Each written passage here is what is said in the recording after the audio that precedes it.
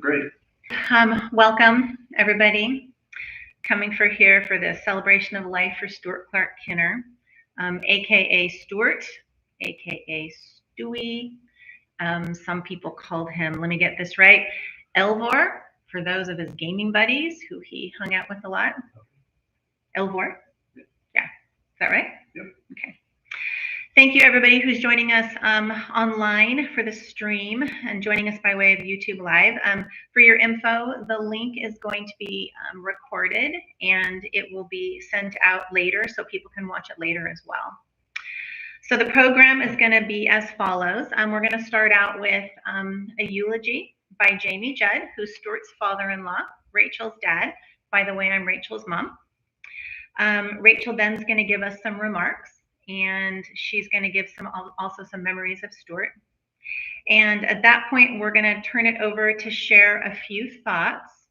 Now, those of you who are online, please be free to go onto the chat feature and to share some thoughts and some memories about Stewart that Rachel can read later, and it can be part of everything. So feel free to do that. Since we are streaming live, we're going to have anybody who is coming up to share anything, we're going to have them come here and stand at the podium since we're on camera. So we'll turn the time over to Jamie.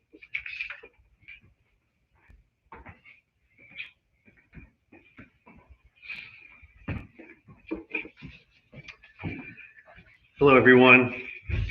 This was written by Rachel, so I can't take any credit for this, so she did a wonderful job. So let's talk about Stewart during his celebration of life. Stewart Clarke Kinner. On June 11, 1957, Stewart was born to parents Nancy Scott Stewart and Floyd Edwin Kinner in Newport, Rhode Island. A few years later, they welcomed his sister Holly to their family. At an early age, Stewart showed great aptitude for science, math, and music. He loved learning, and at a young age, he got his ham radio license, which sparked a lifelong love for amateur radio, one that I shared with him as well. And Elaine, too, who's also an operator. His call sign from age of 13 was KA3WFE. We used to hear that coming out of the radio. Stewart's family moved frequently due to his father's naval involvement.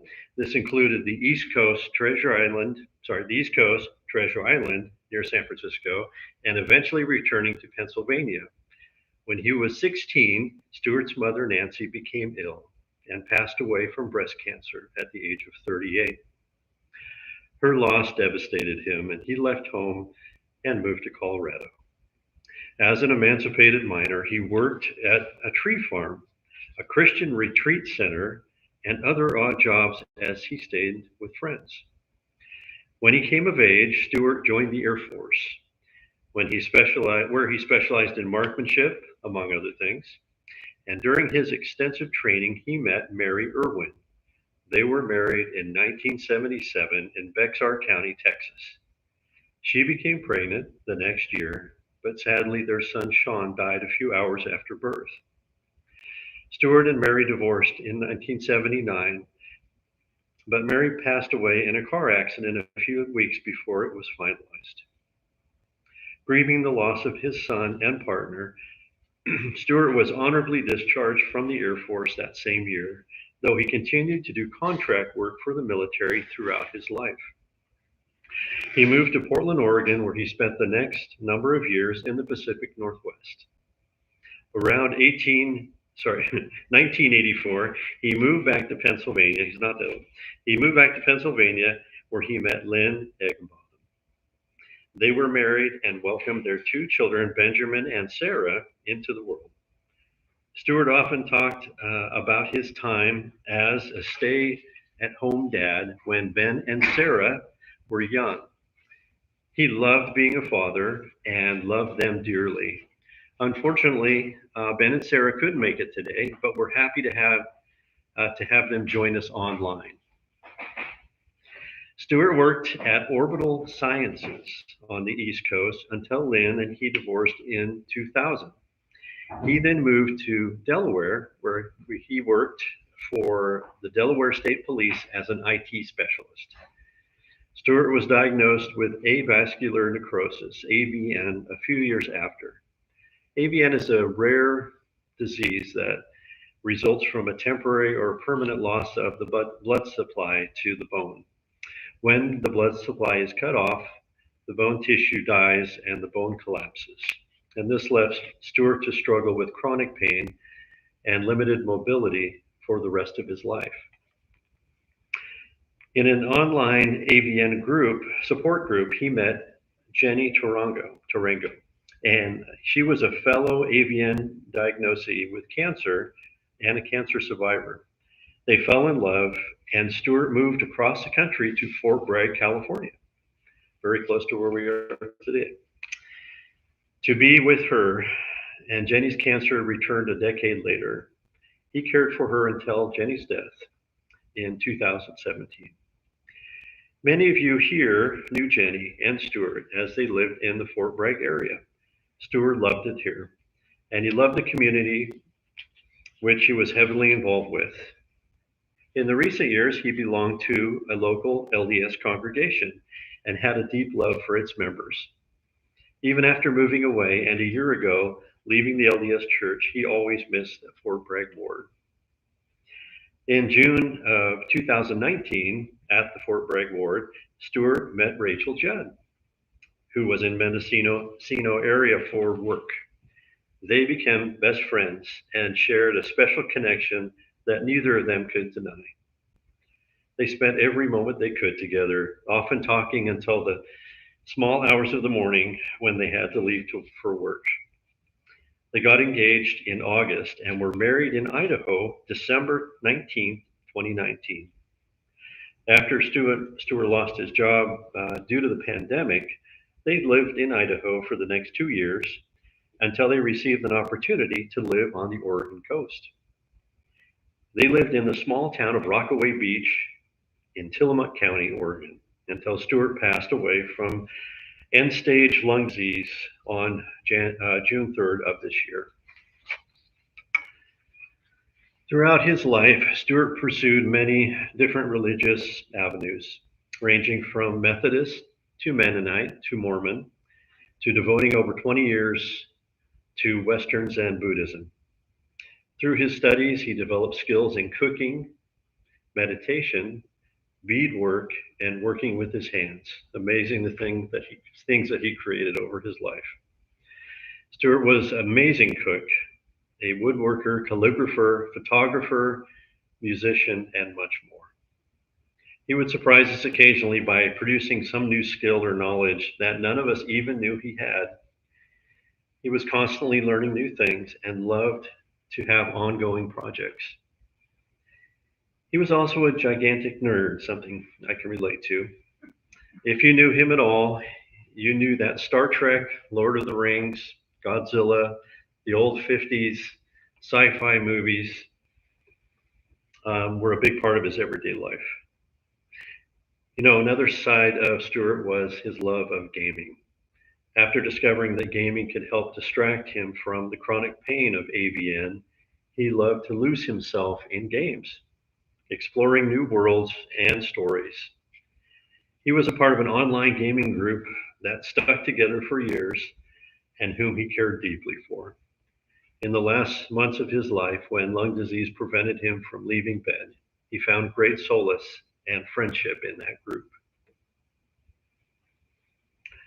They kept him company through one of the most painful times of his life, even though they didn't know it. Stewart had so many interests and passions that it's difficult to condense into a few minutes. Each of us knew him in our own way at different points in his life. And I'm sad that we only got to join him in the latter part of his life, but we're always grateful that we got to know him and his talents. Each of us holds our own memories of him, but his kind and gentle soul touched us all. After Rachel's remarks, everyone is invited to share their favorite memories of Stewart. And again, we encourage you to share your comments on the chat that we have going. And in the coming months, and we will include them in the video so that we can have the legacy of Stewart live on. Rachel?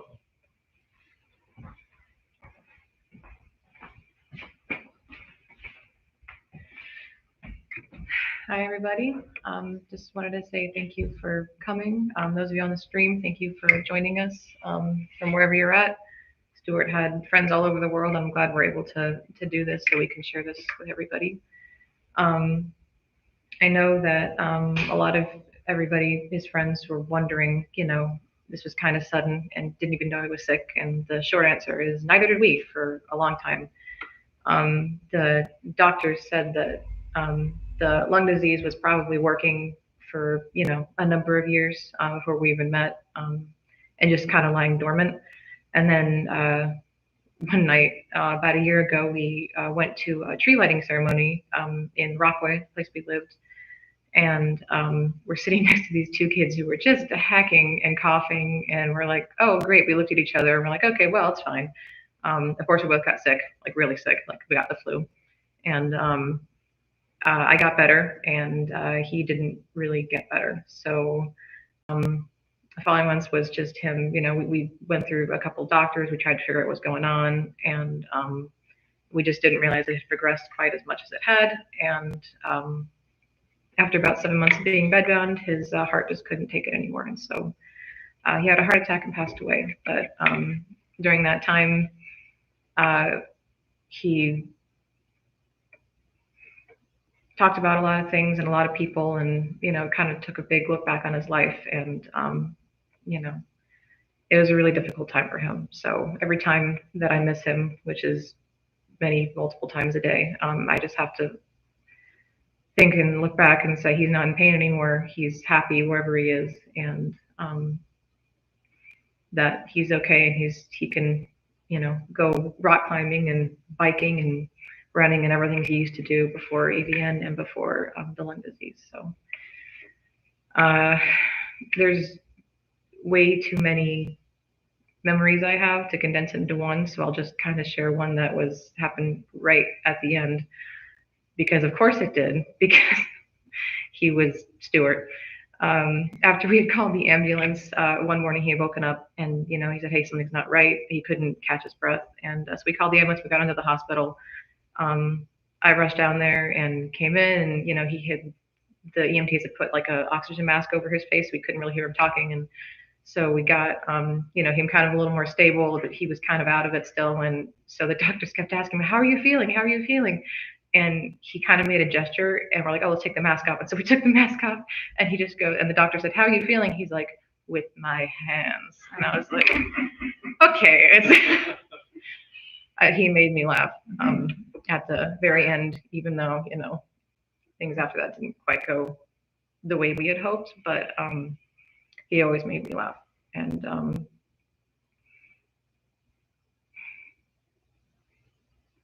so I'll just keep this short and let other people come up here and share the memories of him, because I have way too many to condense into one thing. And yeah, all right, thank you.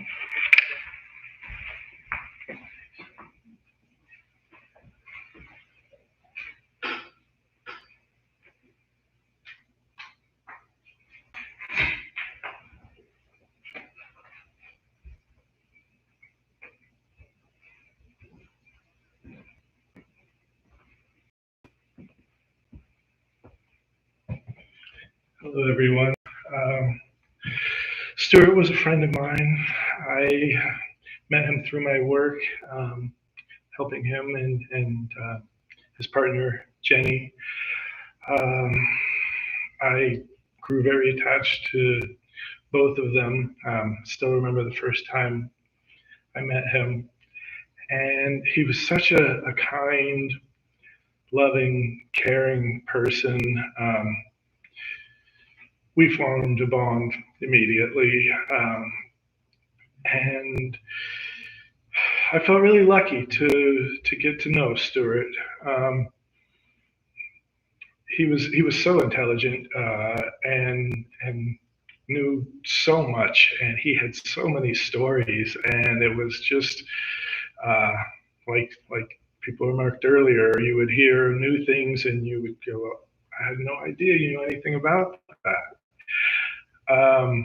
And I do. I have even though we knew for, what feels like a short time, just maybe 6 years, it felt there was a lot of memories. There's a lot of memories of Stewart in the short time I knew him. Some of the memories were helping transport him and Jenny over to oncology in Ukiah, and having long conversations and learning a lot of stuff. I always felt smarter after talking to Stewart.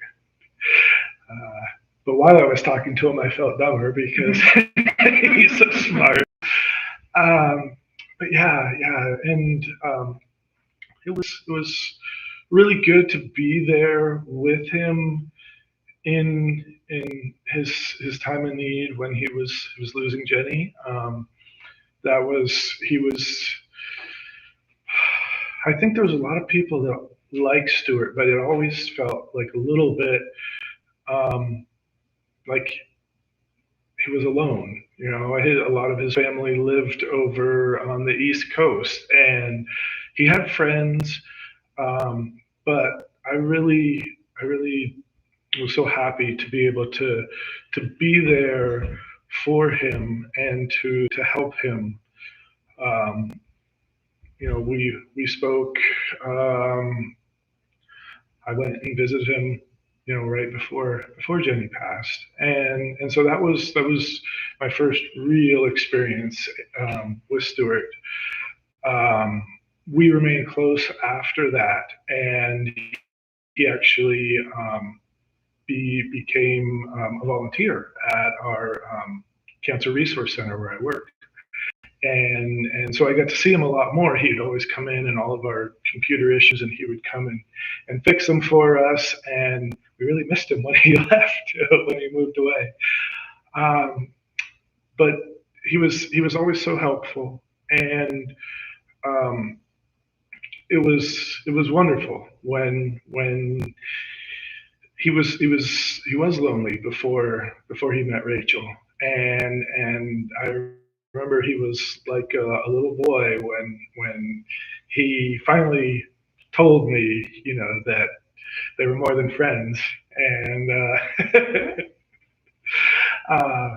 yeah. So Stewart was really blessed to have Rachel for the last part of his life. His life was, from what he told me, there was a lot of challenges in his life, but he was lucky to have someone with him at the end. And I'm so happy that Rachel and Stewart found each other. I'm so sad that they didn't have more time together. I'm sorry that we all didn't have more time with Stewart. I love Stewart very much.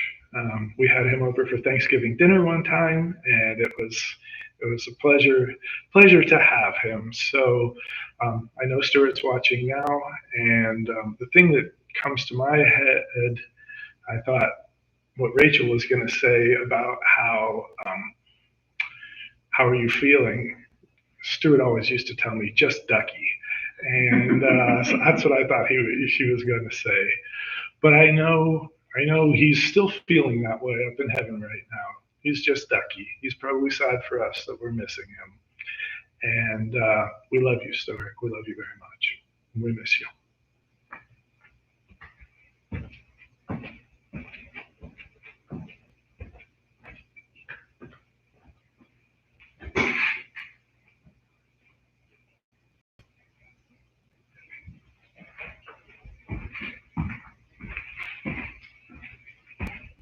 No, thank you, Jack. I get to hear a lot of extra curricular opinions on Stewart, because what we knew of Stewart was just our family and the great experiences that we had. And I have to say about Stewart that we were closer in age, and he was even older than I am, just a little bit.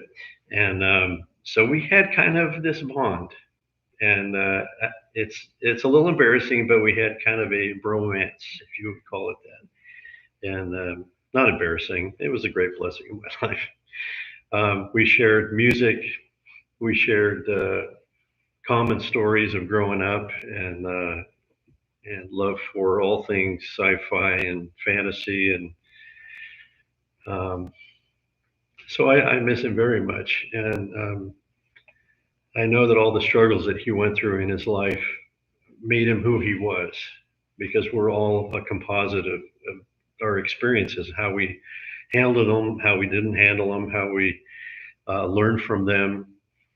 Um, it just adds to who we are. And whenever our lives end, that's where we stop that progression, I believe, at that point, but are able to continue it.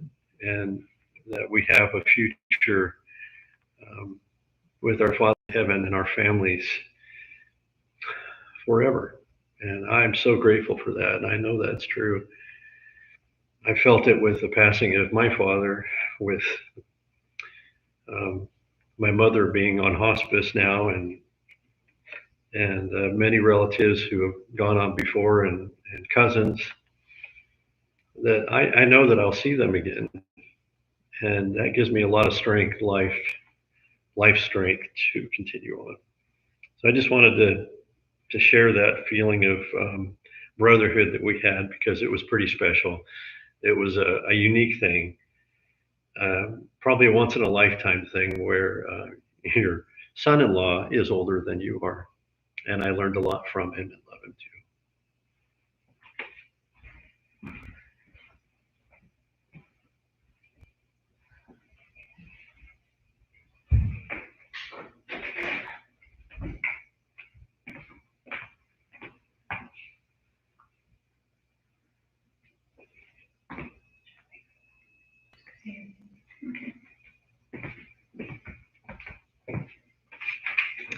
So I have some memories as well. Funny enough, Stewart and I got along really well, even though he was like 9 years older than me. I'd always introduce him as my son-in-law, and then I'd sort of giggle. Is that possible? But we did. We got along really well, although half the time I wanted to bonk him over the head, and I think Rachel said the same thing. She said, yeah, half the time I wanted to bonk him over the head too. But some of the things that he and I really bonded over was he was super competitive. Now, if you ask anybody in my family, they'll go, well, yeah, so am I. And so I'm very competitive. And we used to play a game called Canasta, which is a card game. And I think his whole goal with playing Canasta was to beat me. He didn't care who else was at the table, but as long as he beat me, that was okay. So we used to have these long drag out things of playing. So we love doing that. I really bonded over him as well, over genealogy. He had some real questions about his family and who his family was, and so forth. And so I really helped him with trying to find out everything I could about his family, and trying to find pictures and sharing stories. He had a unique situation where he didn't know his grandfather. He didn't know a Kinner grandfather. So we tried really hard to figure that out. I don't think we quite figured it out, but I'm hoping he has now. So Stewart, if you're listening, tell me, because I'm curious who your Kinner grandfather is.